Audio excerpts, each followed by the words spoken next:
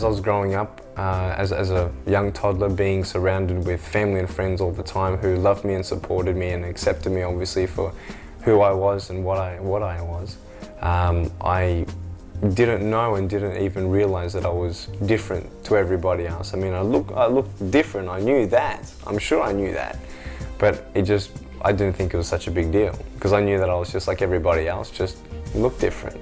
And I guess the first time where my mum tells me that I realized that I was different to everybody else was when I went to kindergarten.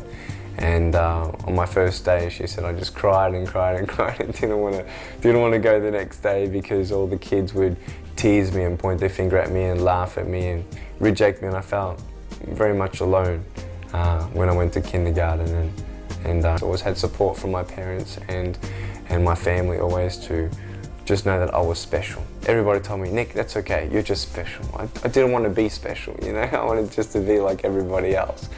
And as I went through school, I learned how to do things like everybody else, like write with my foot and type with my foot. As I grew up, I started asking questions to mum and dad, knowing that now I was different to everybody else, and people asked me what happened. And I didn't know.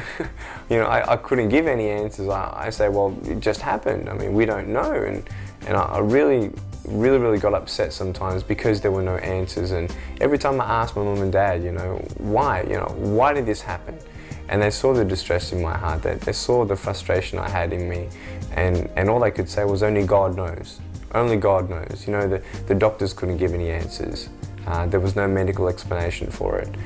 My mum was in fact a nurse back then and delivered many babies before I was born, and she knew exactly what to do and what not to do when she was pregnant with me.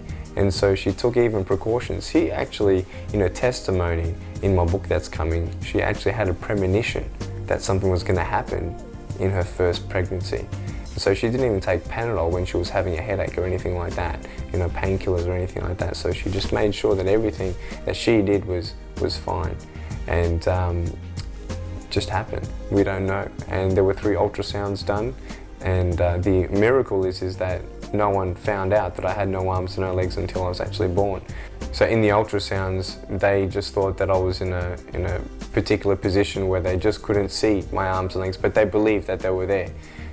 Because we take it for granted every baby is born with arms and legs. So. When I was born, my parents' reactions were obviously just shock.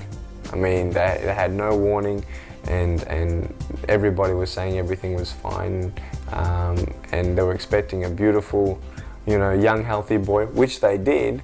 They got a young, healthy, beautiful boy. I'm beautiful, but just with a few parts missing. And it was just such a great tragedy, really. My parents back then were very strong Christians and are still today, and my dad was in fact one of the pastors of our church back then. And it was just such a really testing point in their faith as well. And not just their lives, but it was a big test for the church, you know, asking God why. Why would God let that happen? You know, if he says in the Bible that I formed you in your mother's womb, that he has a hope and future for everybody, then what was God thinking when he made Nick Vujicic?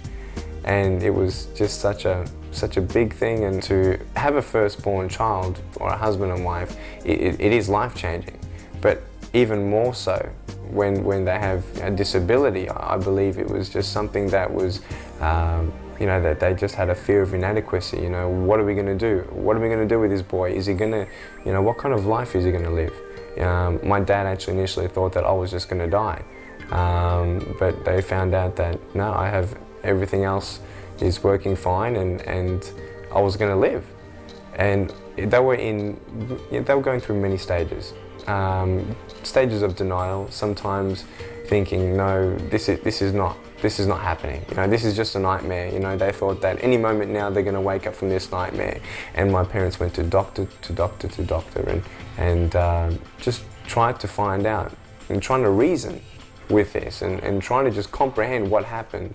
And for some reason we want to have that comfort of just understanding the situation. And they were looking for an answer, and no one had any answers. And there are many times in our life where we are looking for answers and we don't get them. sometimes we will not get some answers. And this is where we walk by faith and trust in God.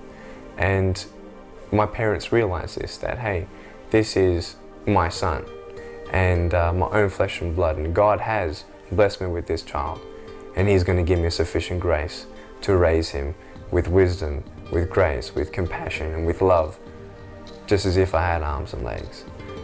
Because God does have a reason for everything. But it took several months for them to come to that stage of peace, and where they could fully commit all that I am to Jesus Christ and for His purpose.